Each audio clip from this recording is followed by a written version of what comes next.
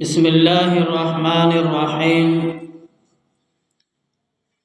अल्हम्दुलिल्लाहि नहमदुहु व नस्तईनुहु व नस्तगफिरुहु व नु'मिनु बिही व नतवक्कलु अलैहि व नऊज़ु बिल्लाहि मिन शुरूरि अनफुसिना व मिन सय्यिआति अअमालिना। मन यहदिहिल्लाहु फला मुदिल्ल लहु व मन युद्लिलहु फला हादिय लहु। वनशहदु अन ला इलाहा इल्लल्लाहु वहदहु ला शरीका लहु वनशहदु अन्ना सय्यदना व नबिय्यना व मौलाना मुहम्मदन अब्दुहु व रसूलुहु। फ़अऊज़ु बिल्लाहि मिनश शैतानिर रजीम। बिस्मिल्लाहिर रहमानिर रहीम। फ़ल्यौम ला तुज़लमु नफ़्सुन शय्यन व ला तुजज़ऊन इल्ला मा कुन्तुम तअलमून। अल-यौम तुजज़ा कुल्लु नफ़्सिन बिमा कसबत ला ज़ुल्मन यौम इन्नल्लाह सरीउल हिसाब। फ़मन यअमल मिस्क़ाल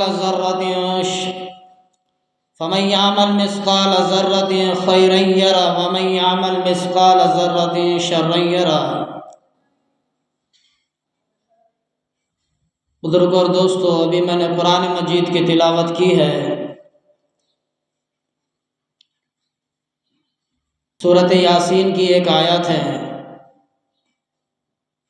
और सूरत गफ़र की एक आयत है।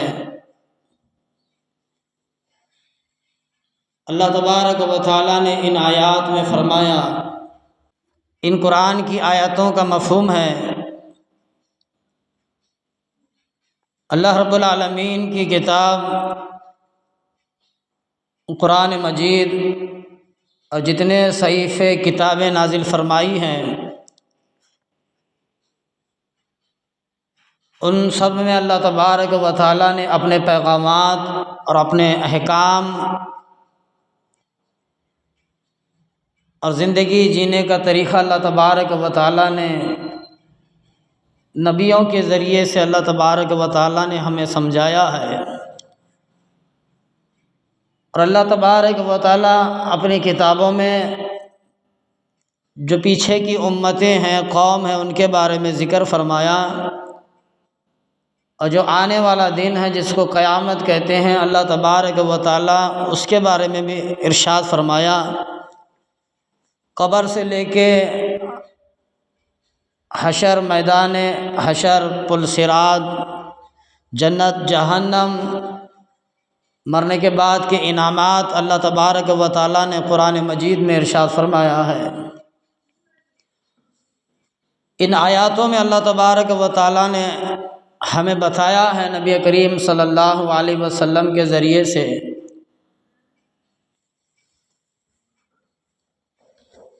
और इस रोज़ किसी शख्स पर कुछ जुल्म नहीं किया जाएगा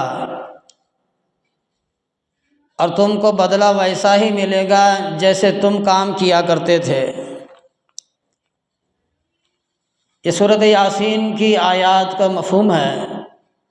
और इस रोज़ किसी शख्स पर कुछ जुल्म नहीं होगा, यानी क़यामत के दिन पर किसी पर कुछ जुल्म नहीं होगा, जुल्म नहीं किया जाएगा और तुमको बदला वैसा ही मिलेगा जैसे कि तुम किया करते थे। कोई ज़्यादती नहीं होगी, कोई जुल्म नहीं होगा। अल्लाह फरमाते हैं आगे, तुम्हें वैसा ही बदला मिलेगा जैसे तुम दुनिया में काम किया करते थे। आज के दिन हर शख्स को इसके आमाल का बदला दिया जाएगा। आज किसी के हक़ में बेइंसाफ़ी नहीं होगी। आज के दिन हर शख्स को इसके आमाल का बदला दिया जाएगा। क़यामत का दिन आमाल का बदले का दिन है। क़यामत का दिन, क़यामत का दिन इंसाफ का दिन है। तो उस दिन के बारे में बताया जा रहा है। आज के दिन हर शख्स को इसके आमाल का बदला दिया जाएगा। आज किसी के हक़ में बेइंसाफ़ी नहीं होगी, हर एक के साथ इंसाफ किया जाएगा। बेशक खुदा जल्द हिसाब लेने वाला है। बेशक खुदा अल्लाह रब्बुल आलमीन जल्द हिसाब लेने वाले हैं।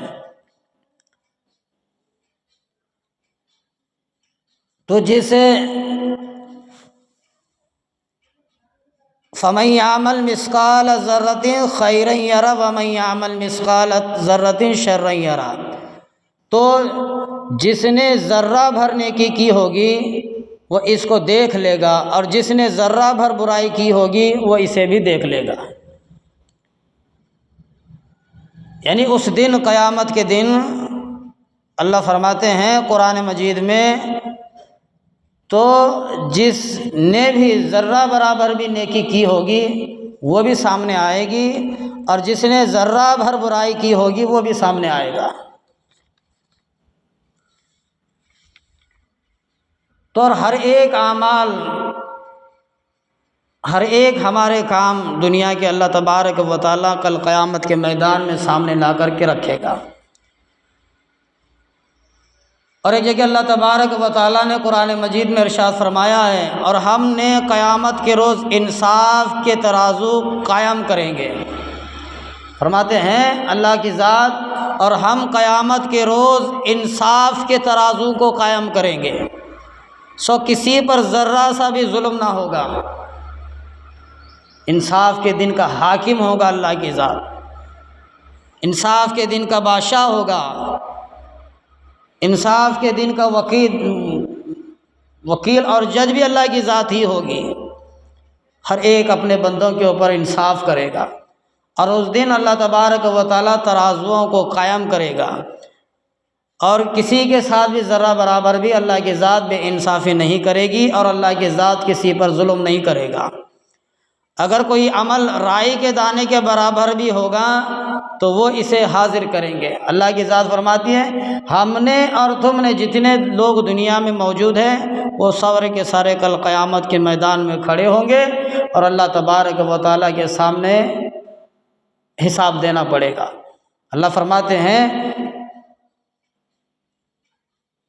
अगर दुनिया में राई के दाने के बराबर भी भलाई की होगी वो भी सामने आएगी, और हम हिसाब लेने वाले काफ़ी हैं। हम काफ़ी हैं हिसाब लेने वाले। पहाड़ के बराबर अमाल हो, राई के दाने के बराबर अमाल हो, अच्छे अमाल हो चाहे बद अमाल हो, दोनों सामने अल्लाह की ज़ात पेश करेगा। हुकूकुल इबाद, बंदों के हुकूक इस्लाम में बहुत अहम है, और इनमें ये हैं हुकूकुल इबाद। देखो अल्लाह तबारक व तआला ने हम तमाम को दुनिया में पैदा फरमाया, ये हमारी थोड़ी सी ज़िंदगी है। 1000 साल, 2000 साल, 5000 साल कोई रहने के वास्ते नहीं आया।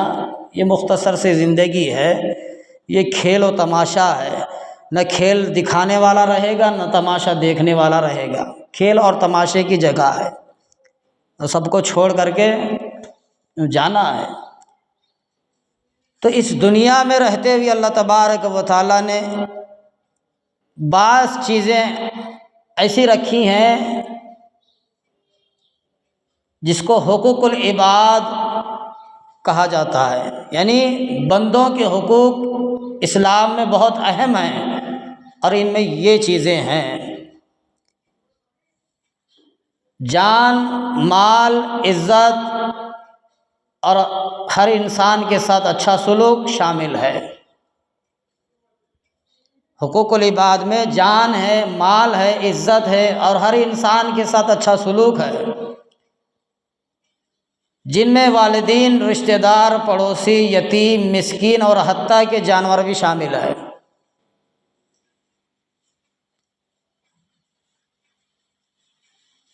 वालिदीन भी है, रिश्तेदार भी है, पड़ोसी भी है, यतीम भी है, मसाकीन भी है, और हत्ता के जानवर भी हैं। हुकूकुल इबाद की अदायगी हुकूकुल्लाह के बराबर अहमियत रखती है। हुकूकुल इबाद जो है हुकूक अल्लाह के बराबर अहमियत रखता है। हुकूकुल अल्लाह अलग, हुकूकुल इबाद अलग। हुकूकुल अल्लाह के बराबर अहमियत रखने वाली जो चीज़ है, उसके बराबर खड़े होने वाली जो चीज़ है, वो हुकूकुल इबाद है। अभी मैंने इन चीज़ों के नाम गिने हैं क्योंकि क़यामत के रोज़ सबसे पहले इनका ही हिसाब होगा, और हत्ता कि इबादत से नजात मुमकिन नहीं है, इबादत से नजात मिलने वाली नहीं है। जब तक के बंदों के हुकूक अदा ना करे, जब तक बंदों के हुकूक अदा ना करे, वो नजात मिलने वाली नहीं है। इबादत से नजात मुमकिन नहीं है। बंदों के हुकूक अदा ना करे, बंदों के हुकूक की ख़िलाफ़ वर्जी का अंजाम सख्त है और माफ़ी नहीं है। बंदों के हुकूक के ख़िलाफ़ वर्जी का अंजाम सख्त है और माफ़ी भी नहीं है। हुकूक की अहमियत इस्लाम में हुकूकुल इबाद को दी गई है। अक्सर उलमाए ने मुताबिक फ़िक़हा की किताबों में हुकूक पर एक बड़ा हिस्सा मुश्तमल है। बड़े बड़े अल्लाह वाले बुज़ुर्गान दीन अपनी अपनी किताबों में हुकूकुल इबाद और हुकूकुल्लाह दोनों को एक साथ खड़ा किया है। कोई ज़्यादती नहीं है, कोई कमी नहीं है, क्योंकि मेरे दोस्तों कल क़यामत के मैदान में हम सभी को खड़ा किया जाएगा। हर एक इंसान से अल्लाह तबारक व तआला हर एक आमाल का हिसाब लेगा। पहले तो सबसे पहले अल्लाह वाले फरमाते हैं हुकूकुल इबाद, बंदों के हुकूक को पूरा किया जाएगा और उसके बाद आमाल को सामने लाया जाएगा। जैसे कि नमाज है, रोज़ा है, ज़कात है, हज है, ये सारे अरकान हैं इस्लाम के दीन के। क़ुरबानी है, नेकी का काम है, ये सारे के सारे आमाल हैं। पहले तो हुकूकुल इबाद को सामने लाया जाएगा और इसके साथ हिसाब होगा। और रोज़े क़यामत में सबसे पहले हुकूकुल इबाद का हिसाब होगा और मामूली हक़ तलफ़ी भी माफ़ी नहीं है। मामूली सी भी हक़ तलफ़ी भी अल्लाह की बारगाह में माफ़ी नहीं है, जब तक कि मुताल्लिक़ा शख्स खुद को माफ़ ना कर दे। मामूली चीज़ भी हो वो भी अल्लाह तबारक व तआला माफ़ नहीं करेगा, क्योंकि ये हुकूकुल इबाद है, ये बंदों के साथ मामलात है। आज भी देख लो, अगर कोई गुनहगार हो जाते हैं, वकालत में, थानों में केस दर्ज होते हैं, पहले तो उनको आमने सामने वालों को बिठाया जाता है कि तुम आपस में फ़ैसला करो। 2 या 3 दिन उनको मोहलत दी जाती है कि तुम आपस में फ़ैसला कर लो। फ़ैसला ये है कि सेटलमेंट कर लो कि तुम्हें आगे नहीं बढ़ना है, तुम्हें वकालत तक, तुम्हें वकील तक, तुम्हें जज तक पहुंचने की ज़रूरत नहीं है, तुम यहीं सेटलमेंट कर लो। अगर तुम यहीं सेटलमेंट कर लोगे तो बड़ी अच्छी बात है। अगर आगे बढ़ोगे तो मामला बहुत बिगड़ जाएगा, वक़्त बहुत लंबा चलेगा। तो यहाँ अल्लाह तबारक व तआला सेटलमेंट नहीं देने वाला है, बंदों को बंदों के साथ लगाएगा। तुम अपने अपने हुकूक को तलाश करो, अपने अपने हुकूक। मामूली सी भी अगर कोताही गलती भी है तो वो भी माफ़ी नहीं है जब तक कि वो सामने वाला उसको माफ़ ना कर दे। हुकूकुल इबाद की इक़साम हर इंसान की जान और माल और इज़्ज़त और आबरू की हिफाजत करना, जुल्म से बचाना और किसी को नुकसान से बचाना और इनकी मदद करना हर एक का इंसान का फ़रीज़ा है। बुरा होता हुए भी हम अनजान हैं, गुनाह हो रहा है तो भी हम अनजान हैं, जुल्म हो रहा है तो भी हम अनजान हैं, किसी को तकलीफ़ दी जा रही है हम अनजान हैं, किसी को सताया जा रहा है हम अनजान हैं, किसी को गालियाँ दी जा रही हैं हम अनजान हैं, किसी के ऊपर बेवजह तहमत लगाई जा रही है हम अनजान हैं, किसी को घरों से निकाला जा रहा है हम भी अनजान हैं। अल्लाह तबारक व तआला ने फरमाया ये सारी चीज़ें हम पर ज़रूरी बनती हैं। एक हदीस है, नबी करीम सल्लल्लाहु अलैहि वसल्लम ने फरमाया उलमाए कराम फरमाते हैं, किसी ने पूछा कि ईमान की अलामत क्या है, तो फरमाया गया अगर तेरे सामने बुराई हो रही है, अगर तेरे दिल में ये कटकटाता है तेरा दिल कि ये नापसंदीदा चीज़ है, चाहे जुल्म हो, चाहे बुराई हो, चाहे ज़िना हो, चाहे गुनाह हो, जो भी हो, अगर तेरा दिल यहाँ कटकटाता है तो ये तेरी ईमान की निशानी है। नबी करीम सल्लल्लाहु अलैहि वसल्लम ने फरमाया कि इसकी 3 अलामतें हैं। पहला तो जुल्म हो रहा है तो पहले तो अपन को हाथ से रोकना है, हाथ से रोकना है। अगर जुल्म हो रहा है हाथ से रोक, नहीं है ताकत तो ज़ुबान से रोक, अगर वो भी नहीं है तो कम से कम दिल में ये ख्याल तो पैदा कर के ये अच्छा काम नहीं है, नहीं होना चाहिए था, यहाँ अल्लाह की ज़ात नाराज़ होती है। तो इन चीज़ों में हमें समझना चाहिए कि इंसान के बारे में अल्लाह तबारक व तआला के नबी करीम सल्लल्लाहु अलैहि वसल्लम ने फरमाया,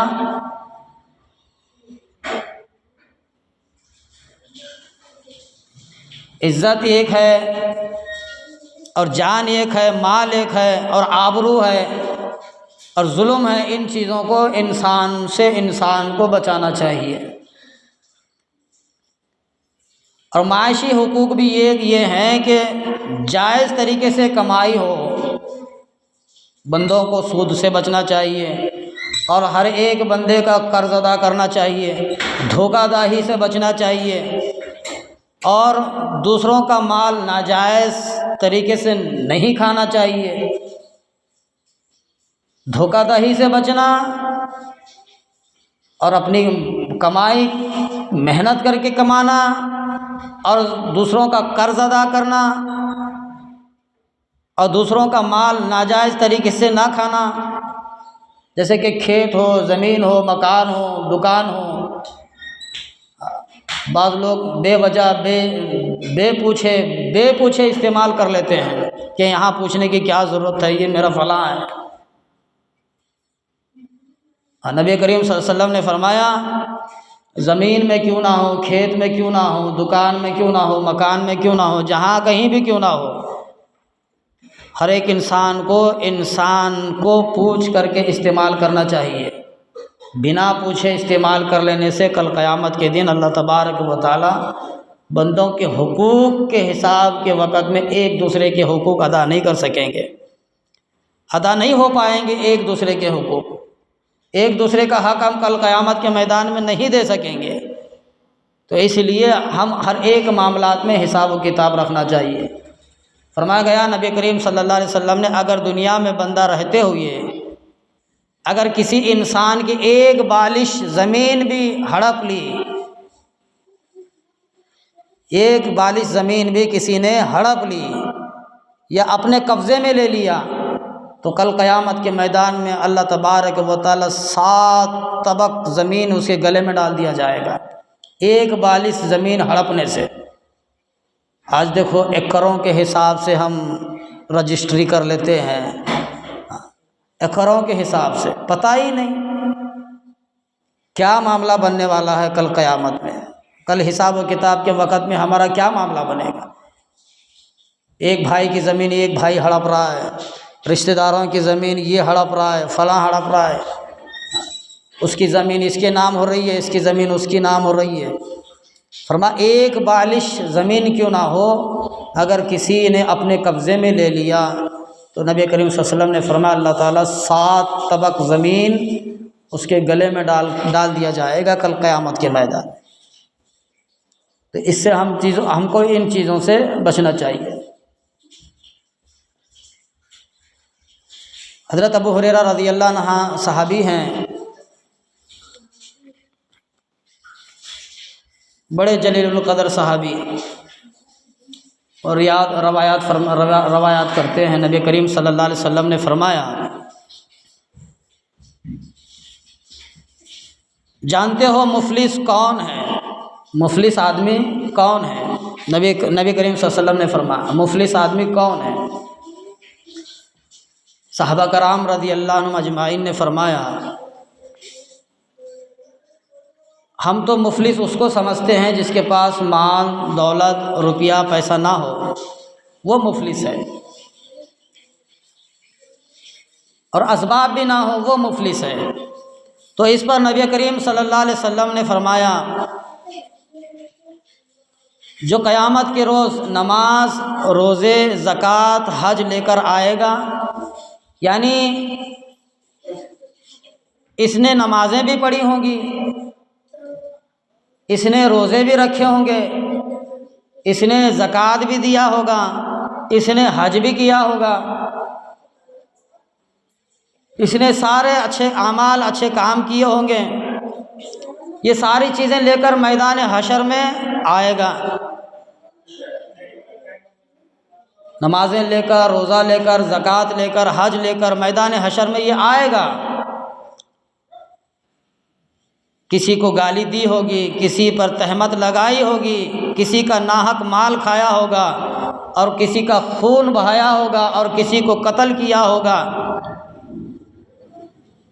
चूँकि क़यामत के दिन इंसाफ और सही इंसाफ का दिन होगा, ये भी चीज़ें होंगी।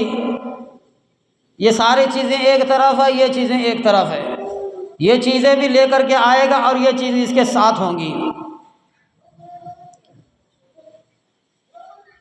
और जिस जिसको इसने सताया होगा, इसके नेक आमाल इसके पल्ले डाल दिए जाएंगे, और जिस पर इसने तहमत लगाई होगी, इसके आमाल इसके पल्ले डाल दिए जाएंगे। यहाँ पर रुपया पैसा दे करके छूटना नहीं है। इंसान को क़यामत के मैदान में रुपया पैसा दे करके छूटना नहीं है। वहाँ पर तो फैसला हुकूकुल इबाद में इंसानों के नेकियों के साथ होगा। हमारे पल्ले वहाँ पैसा दे करके हमें निकलना नहीं है, पैसा दे करके हमें छूटना नहीं है। वहाँ तो हमारे नेकियों के साथ मामलात होंगे। तो इसको इसके नेकियां उसके हक में दे दी जाएंगी। सताने वाले के, तकलीफ़ देने वाले के, और तहमत लगाने के और गाली देने के, ये सारे के सारे इसके आमाल, इसके नेकियां उनके आमाल में भर्ती की जाएंगी। अब आएगी हुकूकुल इबाद के बारे में। अब आखिर में आएगी कि हुकूकुल इबाद, जब सारी चीज़ें ख़त्म हो जाएंगी, नेकियां सारे उसके पल्ले में ख़त्म हो जाएंगी, कुछ बाकी नहीं रहेंगी, तो उलमाए कराम फरमाते, नबी करीम सल्लल्लाहु अलैहि वसल्लम ने आखिर में फरमाया, हुकूकुल इबाद को इस तरह से पूरा किया जाएगा, जब इसके पल्ले कोई नेकियां बाकी नहीं रहीं, तो इन लोगों के, इनके और उनके, ये सारे लोगों के गुनाह इसके पल्ले में डाल दी जाएगी। इनके और उनके, इसके और उसके, ये सारे गुनाह इनके पल्ले में डाल दी जाएंगी। फरमाया नबी करीम सल्लल्लाहु अलैहि वसल्लम ने, ये वो लोग हैं जो मुफलिस हैं। मुफलिस लोग ये होते हैं। हाँ, मुफलिस लोग ये हैं जो आए तो क़यामत के मैदान में नमाजें भी लेकर आए, रोज़ा भी लेकर आए, ज़कात भी लेकर आए, हज भी लेकर आए, और आमाल के पहाड़ लेकर के आए। और यहाँ एक तरफ है हुकूकुल इबाद में कमी थी, अल्लाह तबारक व तआला इनके आमाल, इनके नेकियों से उनके साथ उनको साथ हिसाब किया जाएगा। सारे के सारे नेकियां बर्बाद, सारे के सारे आमाल बर्बाद, कुछ बाकी नहीं है ज़िंदगी में। और आखिर में आकर के अल्लाह के नबी करीम सल्लल्लाहु अलैहि वसल्लम ने फरमाया, इनको ढकेल कर जहन्नम के गड्ढे में डाल दिया जाएगा। हम कहते हैं ना कि नमाजी भी अच्छा है, रोज़ादार भी अच्छा है, ज़कात भी अच्छा देता है, हज भी अच्छा देता है, लेकिन आमाल में देखेंगे तो खाली। हुकूकुल इबाद में अगर हम झांक कर देखेंगे तो हम खाली हैं, हमारे पल्ले कुछ नहीं है। तो अल्लाह के नबी करीम सल्लल्लाहु अलैहि वसल्लम ने फरमाया आखिर में इस शख्स को, इस आदमी को जहन्नम के गड्ढे में डाल दिया जाएगा। फरमाएगा, उलमाए कराम फरमाते हैं सबके हुकूक अदा करो, सबके हुकूक अदा करो। माँ बाप के हुकूक है, बीवी बच्चों के हुकूक है, रिश्तेदारों के हुकूक है, पड़ोसियों के हुकूक है, अपने दोस्तों के हुकूक है, अपने यारों के हुकूक है, इन सब के हुकूक अदा करना।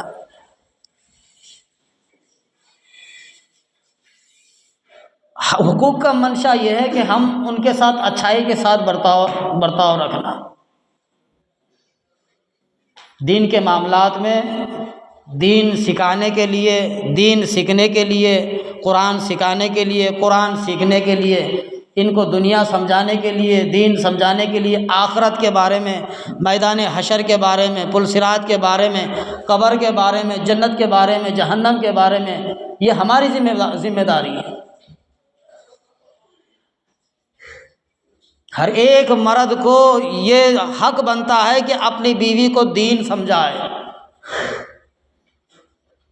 कल क़यामत के मैदान में ये नेकियों का पहाड़ लेकर के जन्नत के दरवाजे पर पहुंचेगा। मर्द जो है, शौहर जो है, नेकियों का पहाड़ लेकर जन्नत के दरवाजे पर पहुंचेगा। 4 ऐसी औरतें हैं, इसको ढकेल कर जन्नत में, जहन्नम में लेकर के जाएंगी। 4 औरतें। मेरी तो बाबा एक है, अब 4 कौन सी हैं? दुनिया में जैसे कि हम कहते हैं ना कि भाई आज काम को नहीं गया तो शाम में मेरा चूल्हा नहीं जलेगा, ये दुनिया है। आज मैं काम को ना जाऊं तो मेरा चूल्हा नहीं जलेगा, ना मेरी बीवी खा सकती है, ना मेरे बच्चे खा सकते हैं, ना पेट भर सकता है, ना उनकी ज़रूरतें पूरे हो नहीं सकते अगर मैं काम को ना जाऊं। अगर ये काम हम नहीं करेंगे, 4 काम, ये अगर हम ये काम नहीं करेंगे तो कल हमें जन्नत का पर्चा भी मिलेगा। हम जन्नत के दरवाजे पर भी पहुंचेंगे तो 4 औरतें हमारा गिरेबान, हमारा गला पकड़ के जहन्नम में लेकर के जाएंगी। वो 4 औरतें हैं। एक तो बीवी है, 60 साल तेरे साथ में ज़िंदगी बसर की, तेरे पहलू में मैं सोई, तेरे हुक्मों के मुताबिक मैं चली, तुझे खिलाया, तुझे पिलाया, पकाया, खिलाया, तेरे कपड़ों को धोया, तेरे बच्चों को संवारा, तेरे घर को संवारा, सब कुछ किया मैं तेरी ज़िंदगी का। कभी तू मुझे ये कहा कि आज तू फजर की नमाज पढ़ी है? कभी तू मुझसे यूं कहा कि जी आपने कभी कुरान मजीद खोल करके देखा है? नहीं कहा। ये बीवी है। माँ सामने आएगी, मैंने तुझे 5 साल तक दूध पिलाया, मेरी गोद में 5 साल तक तू खेला, 12 साल की उम्र तक मैंने तुझे लिखाया, पढ़ाया, होशियार किया, तुझे काबिल बनाया, समझदार बनाया, तो दीन का भी समझने वाला बना और दुनिया का भी समझने वाला बना। तू मुझे ये बता कि अम्मा थोड़ा कामों को आगे पीछे करके कभी नमाज भी पढ़ लिया करो, कभी कहा? नहीं कहा। तो माँ के साथ ये मामला है, बीवी के साथ ये मामला है, बेटी के साथ भी वही मामला होगा।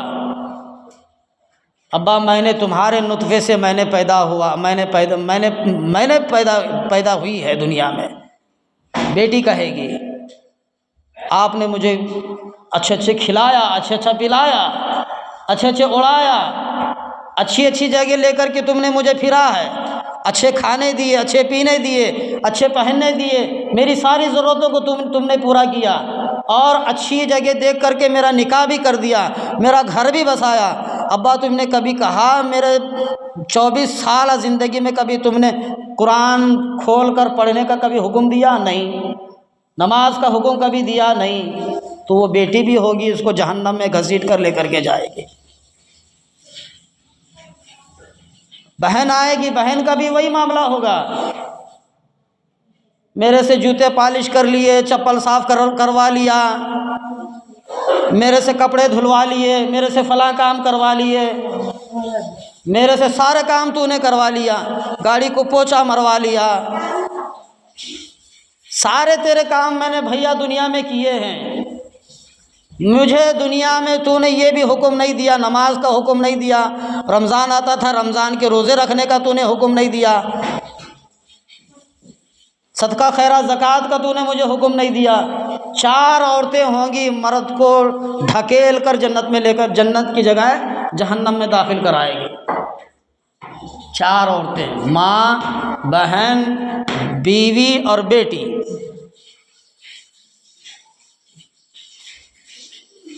तो अल्लाह के रसूलुल्लाह सल्लल्लाहु अलैहि वसल्लम ने फरमाया, तमाम सभी के अपने अपने हुकूक, अब सभी के हुकूक को अदा करो। बीवी के हुकूक है अदा करो, बच्चों के हुकूक है अदा करो, माँ बाप के हुकूक है अदा करो, रिश्तेदारों के हुकूक है अदा करो, पड़ोसियों के हुकूक है अदा करो, सभी के हुकूक अदा करो। यही हुकूक बनता है। सबसे पहले दीन है, दीन इस्लाम, नमाज, रोज़ा, ज़कात, हज, इसके ऊपर मुश्तमल है। और आखिर में जा कर के अल्लाह तबारक व तआला की ज़ात के सामने झोली फैला करके कबूलियत के लिए दुआ मांगो। कहना मेरा काम है। अल्लाह तबारक व तआला ने नबी करीम सल्लल्लाहु अलैहि वसल्लम से फरमाया, ऐ नबी, कहना तुम्हारा काम है और हिदायत देना मेरा काम है। नबियों की बीवी को भी जहन्नम में जाना पड़ा। वक़्त के नबी है, लूत अलैहिस्सलाम की बीवी है, जहन्नम में जाना पड़ा। वक़्त के नबी है नूह अलैहिस्सलाम, उनके बेटे को भी जहन्नम में जाना पड़ा। ये हमारी और तुम्हारी बात नहीं है। कहना, बताना, समझाना ये तुम्हारा भी काम है, मेरा भी काम है। जो समझा, जो सुना, जो अमल किया, उसका बेड़ा पार है, और जो ना समझा उसका बेड़ा गलत है। आखिर में आकर के एक बात कहना चाहता हूँ, बड़ा अच्छा वाक़या है। दुआ जहाँ पर मांगने पर बात याद आई, वो मालिक कायनात ही है जो मुझे और आपको और तमाम इंसानों को देख रहा है। वो एक आँख है जो हमारे ऊपर नज़र जमाए रखी है, वो दूर नहीं है, वो हर इंसान के करीब है।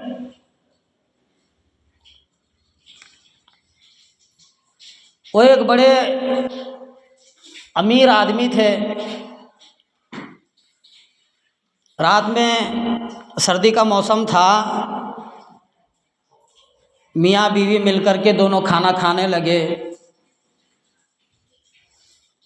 तो बाहर से किसी ने दस्तक दी, अल्लाह के नाम पर 2 रोटियों का सवाल करता हूँ। आज का मेरा मौजू यही था, हुकूकुल इबाद, बंदों के हुकूक, हुकूकुल इबाद और हुकूकुल्लाह, ये दोनों बराबर हैं। अल्लाह के नबी सल्लल्लाहु अलैहि वसल्लम ने फरमाया, अल्लाह के बराबर बंदों के हुकूक शामिल हैं। जैसे अभी तुमने हदीस नहीं सुनी, अब मैं पीछे जाने की मुझे ज़रूरत नहीं है। बाहर से किसी ने दस्तक दी, अल्लाह के नाम पर 2 रोटियों का सवाल करता हूँ। अमीर साहब थे, बड़े सेठ थे, बड़े करोड़पति आदमी थे। गुस्सा आया। बीवी भी बड़ी खूबसूरत थी। अमीर साहब को बहुत गुस्सा आया। उसने आकर के रोटियां देने के बजाय अल्लाह वाले के सर पर जूते मारे। अल्लाह वाले के सर पर जूते मारे। अल्लाह वाले ने कुछ नहीं कहा। अल्लाह के सामने ये दिल, अब तुम जानते हो, तुम भी इंसान है। अल्लाह फरमाते, मैं तेरे दिल के खिड़कियों में मौजूद हूँ, दिल में नहीं। अल्लाह क्या फरमाते कुरान में, मैं, मेरे बंदे, मैं तेरे दिल के खिड़कियों में मौजूद हूँ। उस अल्लाह वाले ने अल्लाह के सामने झोली फैलाई, दिल ही दिल में अल्लाह के सामने रोया, अल्लाह, फ़कीर भी तूने ही बनाया है, अमीर भी तूने ही बनाया है, बादशाह भी तूने ही बनाया है, और आम इंसान भी तूने ही बनाया है, और ख़ास इंसान भी तूने ही बनाया है। ये सारे तेरे बनावटी हैं। वक़्त का बादशाह भी है तो तेरे सामने झोली फैलाता है, वक़्त का गरीब इंसान है तो वो भी तेरे सामने ही झोली फैलाता है। हज़रत मूसा अलैहिस्सलाम 24 घंटे इंसानों में बैठकर कहते थे, फ़िरौन कहता था कि अला रब्बुकुमुल आला, मैं बादशाह हूँ, और तन्हाई में आकर के अल्लाह के सामने झोले फैला करके दुआ मांगता था, या अल्लाह ये सब तेरी वजह से हो रहा है, तेरी ताकत और क़ुव्वत से हो रहा है, ये मुझसे नहीं हो रहा। तो उस फ़कीर ने, उस अल्लाह वाले ने अल्लाह के सामने रोया है। चंद दिन चंद महीने गुज़र गए।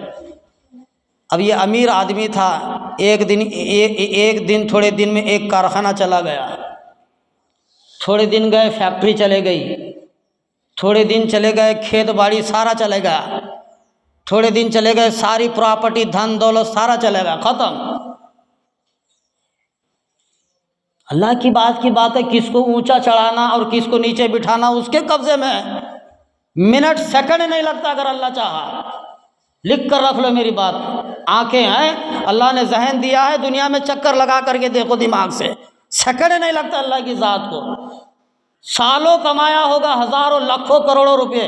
डॉक्टर साहब अगर हुक्म दे तो इतना डोनेशन तुझे भरना पड़ता है एक दिन का, 24 घंटे का। अब अंदाज़ा लगाओ, अगर 6 महीने अगर हम अस्पताल में रह जाएं तो सारी धन भी जाएगी, दौलत जाएगी, सारी चीज़ें ख़त्म हो जाएंगी। उस अल्लाह वाले ने रोया। आखिर में ये आदमी रोटी के टुकड़ों का मोहताज हो गया। बीवी बड़ी खूबसूरत थी, तो बीवी एक दिन आकर के कहने लगी, देख तेरे पल्ले तो कुछ नहीं है, खेत भी गया, माल भी गई, दौलत भी गई, दुकान गया, मकान गया, कारखाना गया, फैक्ट्री गई, सब गई, अब तेरे पास कुछ नहीं है, मुझे कैसे खिलाएगा, मुझे भी तलाक दे दे। बीवी को भी तलाक दिया। बीवी बड़ी समझदार थी, अपनी इज्जत को बचाकर थोड़े दिनों के बाद वो अच्छे जगह देख करके रिश्ता कर लेके शादी कर ली। अब ये दोनों मियाँ बीवी बैठकर खाना खाने लगे। सर्दी का मौसम था, वही बाहर से किसी ने दस्तक दी, अल्लाह के नाम पर 2 रोटियों का सवाल करता हूँ। अब ये आदमी मर्द कहने लगा, देख ये फ़कीर आदमी के पीछे कोई इसकी बीवी भूखी होगी, ये फ़कीर आदमी के पीछे इसके बच्चे भूखे होंगे, ना मालूम ये कितने दिनों का भूखा होगा। हमने तो दोपहर में ही खाना खाया था, चल ये 4 रोटियां, 2 मांगा है, तेरी 2 मेरी 2, ये 4 रोटियां उस फ़कीर के हवाले कर दे। वो औरत गई है और 4 रोटियां उसके हाथ में दे करके वापस आते आते रोते हुए मर्द के पास आई। मर्द ने पूछा, क्यों रोती है, क्या फिक्र पड़ी है, क्या रोटियां पकाने की फिक्र है? नहीं है। डर गई, कहती है नहीं। फिर घबराई क्यों? नहीं। परेशानी क्या है, क्यों रोती है? उस मालिक कायनात के बेनियाजी की नियाजी देख करके मुझे रोना आया है, उस अल्लाह की बेनियाजी देख करके मुझे रोना आया है। देखिए क्या तुम्हें पता नहीं कि मैं उस फ़कीर जो मेरे सामने दरवाजे पर खड़ा है वो मेरा पहला खाविन था, पहला मर्द था मेरा। अब ये कहता है कि तुझे पता नहीं कि मैं कौन हूँ, मैं वो शख्स हूँ, मैं वो आदमी हूँ, तेरे मालिक, तेरे शौहर जो पहला, जो फ़कीर जो कहती है, मैं जब मांगने आया था वो तेरा पहला आदमी, तेरा पहला शौहर मेरे सर पर जूते मारा था, उसकी जगह मैं हूँ और मेरी जगह वो है। तो कहने का मंशा है हर एक के हुकूकों को हमको अदा करना है, किसी को नीचा, किसी को ऊपर, किसी को नीचा, किसी को घटिया, किसी को फलां, कुछ नहीं। अल्लाह के सामने, अल्लाह के नज़दीक सब एक समान है, एक सतह पर है, कोई बड़ा नहीं, कोई छोटा नहीं। तो इसलिए हमको रहते हुए माँ बाप के हैं, दोस्तों के हैं, मियाँ बीवी के हैं, सबके हुकूक अदा करते हुए हमको ज़िंदगी बसर करना है। ज़िंदगी का नाम ही है आसान ज़िंदगी गुजारना है, अल्लाह के हुक्मों को पूरा करते हुए। अल्लाह से दुआ है कि अल्लाह तबारक व तआला मुझे और आपको अमल की तौफीक अता फ़रमाए। वाकुल अल्हम्दुलिल्लाहि रब्बिल आलमीन।